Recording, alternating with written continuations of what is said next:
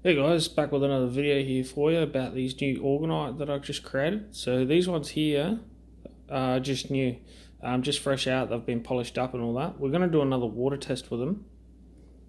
And this one here is a little bit different than what I've been making. So we've got some hematite around the sides there, kyanite, we've got selenite, and there's actually a big piece of clear quartz right in the middle underneath that copper core. It's very hard to see.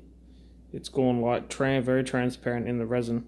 You can sort of see right there, there's sort of a piece through the copper coil there.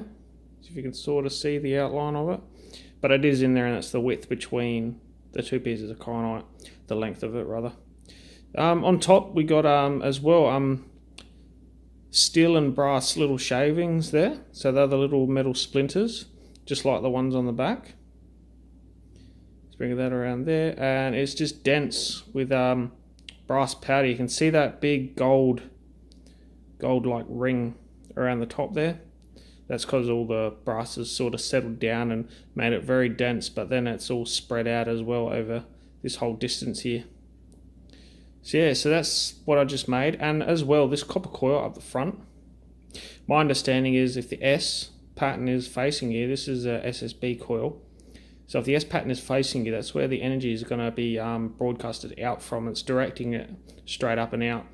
But yeah, and the way you know that is clockwise direction. And the way you know it's clockwise is you start at the S and you unravel it from the center and it goes clockwise. Okay, so that's why you know. So I've also got this copper core on the back. Now it's not embedded into the brass like one is on the front, but see how that's reversed. So it still helped directing it all straight up and through and out. Yeah, so this coil is see how it's embedded. I've bent the tips or the very ends down into the actual orgonite, which is, you know, the resin and the metal powders. We use powder in all this. This is powder, so you can see how that's embedded in. So both ends, the other side there, it's embedded into it. And not only that, you can see that there's a little tiny bit of blue, like blue around the copper piece. I don't know what that is. It's the same on both sides. You can see that blueness of it. Yeah, but I've got another one up here. I'll grab, see, I've got two of them. So this one's the other one, and it's identical. There's some blue around that copper wire there. Now I just don't know why that is. This one's very much the same, very similar. A little bit of a different sort of coil. Anyway, so we're going to be putting one of these in the freezer. And yeah, we're going to see what happens. Alright, so here we go. We've got two identical bottles once again. We've got red food dye in it this time. The same amount of drops, so there's 6 drops in each. And the water is exactly the same. Now it's not distilled water, but it is it's filtered rainwater is what I'm using today. So we're going to see the different effects. If this one here has a different effect on it due to the fact the orgonite's right underneath it, and if this one here is different. Alright. Okay, so this is where we're at right now. So it hasn't completely been frozen yet, or hasn't finished freezing.